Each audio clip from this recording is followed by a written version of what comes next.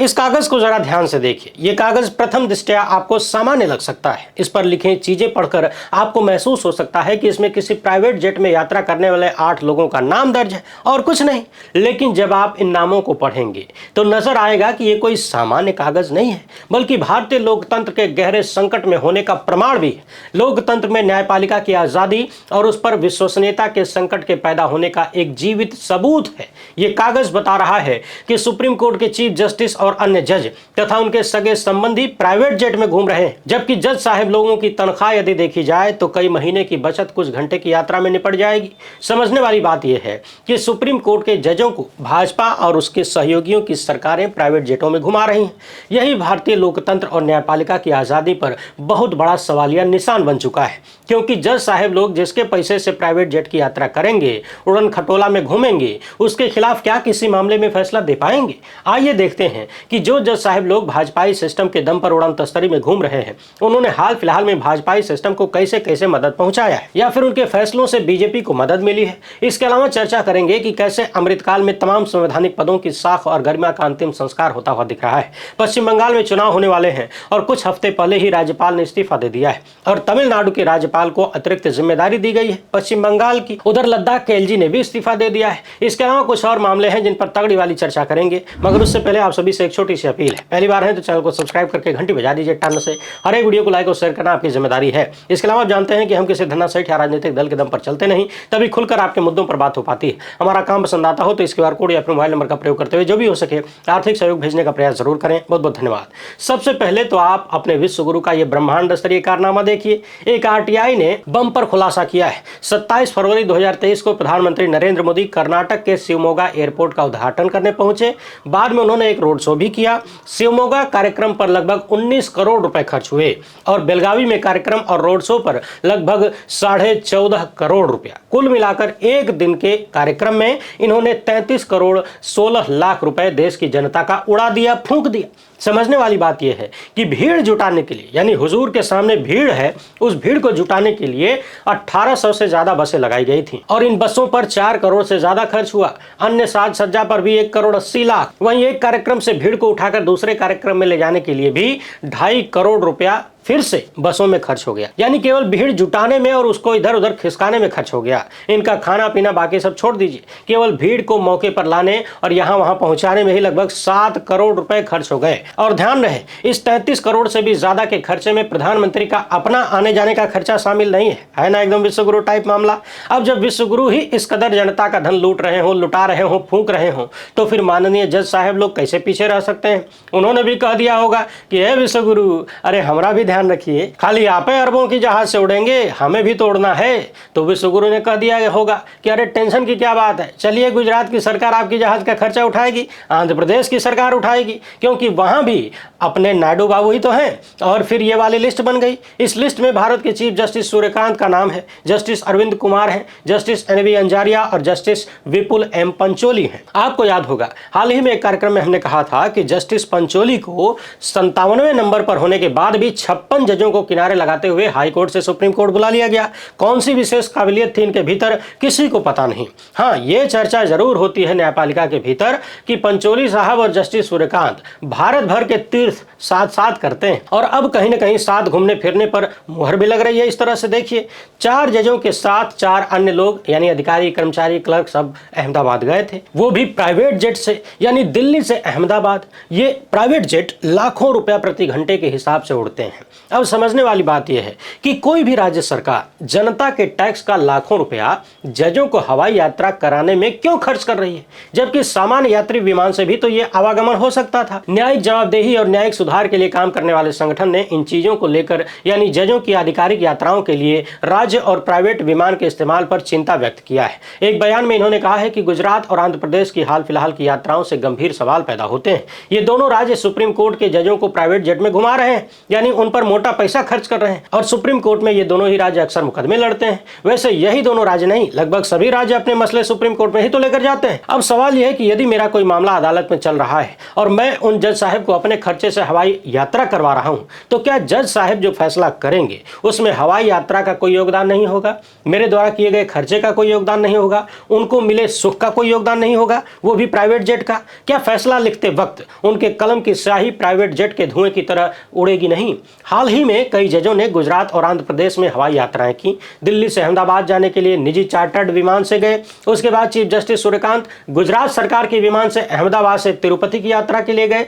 आंध्र प्रदेश सरकार ने supreme court के 6 जजों और उनके कुछ परिवार के सदस्यों के लिए तिरुपति से विजयवाड़ा से दिल्ली जाने के लिए 2 विशेष विमान उपलब्ध कराए थे। तो समझने वाली बात यह है कि गुजरात और आंध्र प्रदेश दोनों राज्य अक्सर सुप्रीम कोर्ट में मुकदमा लड़ते हैं। अब यदि वही राज्य सरकारें जजों के लिए इतनी महंगी महंगी यात्राएं और लॉजिस्टिक्स सुविधा और सुख सुविधाएं उपलब्ध कराएंगे, तो क्या इससे न्यायिक निष्पक्षता बनी रहेगी?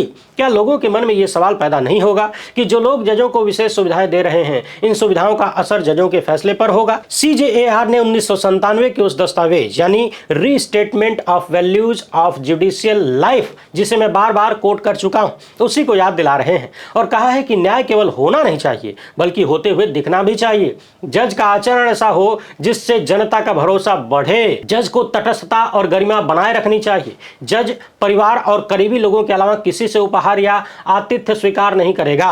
सवाल यह है कि इन जजों को ये जो आतिथ्य मिल रहा है प्राइवेट जेट में घूमने का, तो क्या गुजरात और आंध्र प्रदेश की सरकारें इन जजों के रिश्तेदार हैं या उनके परिवार का हिस्सा हैं? यहां कहा गया है कि जज को हमेशा ध्यान रखना चाहिए कि वो जनता की नजर में है और दाग न लगे। CJAR ने सुप्रीम कोर्ट और संबंधित राज्य सरकारों से सफाई मांगा है, पूछा है कि क्या यह व्यवस्था नियमित प्रोटोकॉल के तहत थी? आखिर इन यात्राओं का खर्च किसने उठाया? वैसे एक सवाल तो यह भी पैदा हो रहा है कि राज्य सरकारों ने ही खर्च उठाया या फिर पीछे से कोनो सेठ जी हैं जो जजों को प्राइवेट जेट में घुमा रहे हैं। वैसे सेठ जी से याद आया, हाल फिलहाल में इन माननीय जजों ने कई ऐसे फैसले दिए जिससे देश के सेठों को बहुत राहत मिली। न जाने कितने करोड़ या अरब का लाभ मिल सकता है। हाल ही में हमने देखा था अडानी के यूपी थर्मल पावर प्लांट पर रोक लगाने से चीफ जस्टिस सूर्यकांत ने इनकार कर दिया।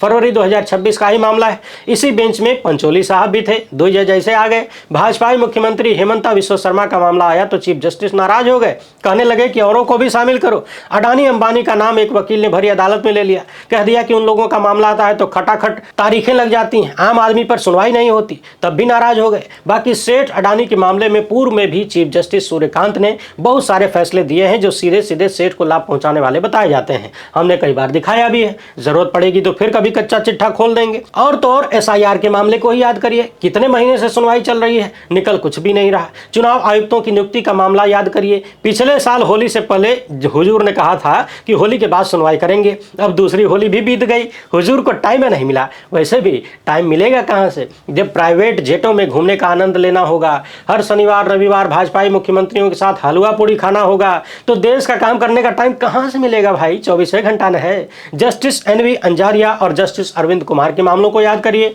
अभी जनवरी महीने में ही इन दोनों ने फैसला सुनाया और अडानी पावर को कस्टम ड्यूटी से राहत दिया।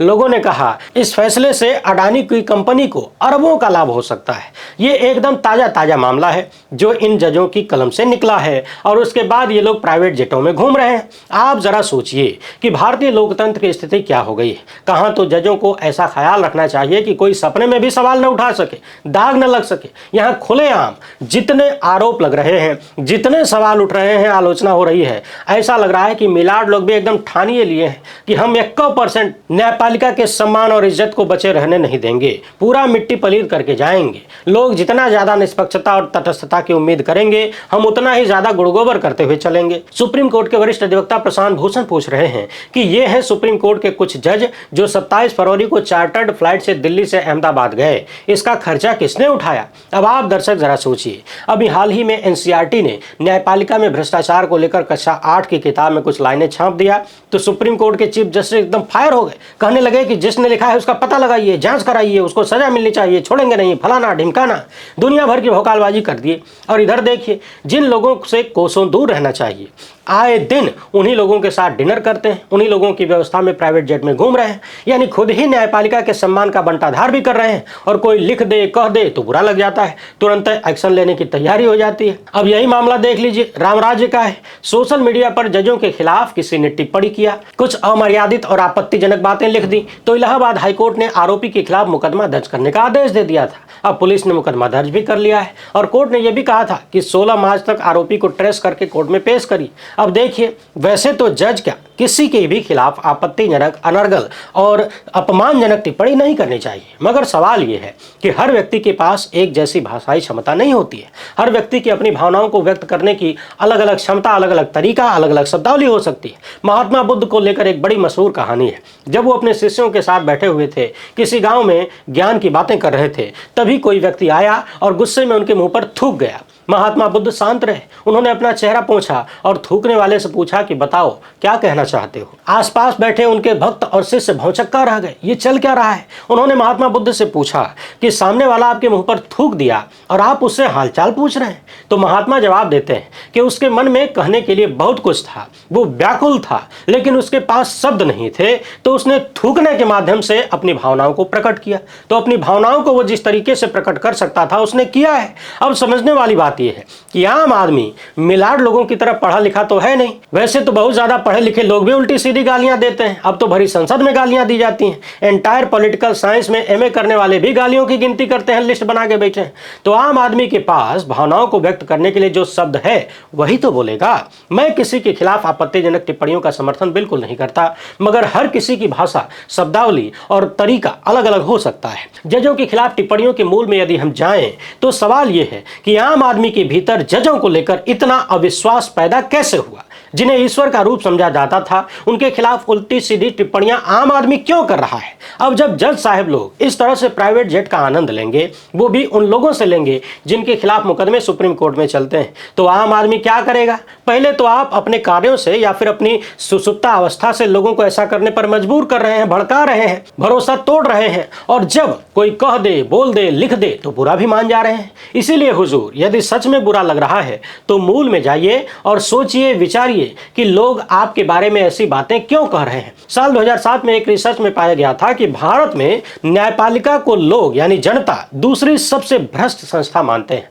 आज ऐसी कोई स्टडी अगर हो जाए तो पूरी उम्मीद है कि यह संस्था टॉप भी कर सकती है। अमृतकाल में हमने देखा है तमाम संवैधानिक संस्थाएं और संवैधानिक पद किस तरीके से ढह जाते हैं।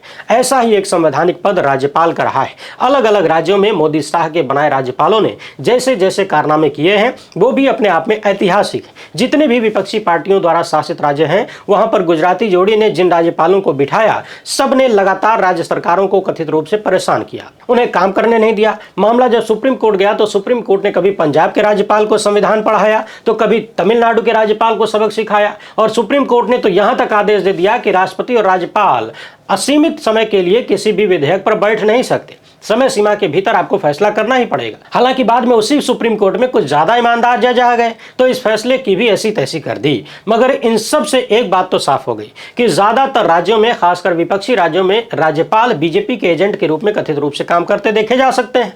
बार बार इन्होंने संबंधित सरकारों को डिस्टर्ब करने का प्रयास किया। अब खबर आई है कि बंगाल के राज्यपाल और लद्दाख के एलजी ने इस्तीफा दे दिया है, और तो और तमिलनाडु के राज्यपाल RN रवि को बंगाल की भी अतिरिक्त जिम्मेदारी दी गई है। तमिलनाडु के ये वही राज्यपाल हैं जिन्होंने स्टालिन की सरकार को इस कदर डिस्टर्ब किया कि उन्हें बार बार भाग के सुप्रीम कोर्ट जाना पड़ा, और राज्यपालों की बदमाशी देख के सुप्रीम कोर्ट भी हैरान रह गया। एक चुनी हुई सरकार के बनाए कानूनों पर भाजपा के कथित एजेंट कुंडली मार के बैठ जाते हैं। पश्चिम बंगाल में राज्यपाल का इस्तीफा ऐसे समय पर हुआ है जब वहां चुनाव होने वाला है। वैसे तो यदि हम देखें तो CV आनंद बोस यानी जो पश्चिम बंगाल के राज्यपाल अब तक थे, वो भी ममता सरकार को डिस्टर्ब करने में कम नहीं थे, कोई कोर कसर नहीं छोड़ते थे। कभी विश्वविद्यालय में VC की नियुक्ति पर विवाद पैदा किया, कभी राज्य के विधेयकों को मंजूरी नहीं देते थे, कभी मनरेगा और केंद्रीय फंड पर बवाल मचाया, तो कभी राज्यपाल के जिलों की यात्राएं सवालों के घेरे में रही, और इन्हीं के खिलाफ महिला कर्मचारियों की सेक्सुअल हैरेसमेंट की शिकायतें भी आई थी।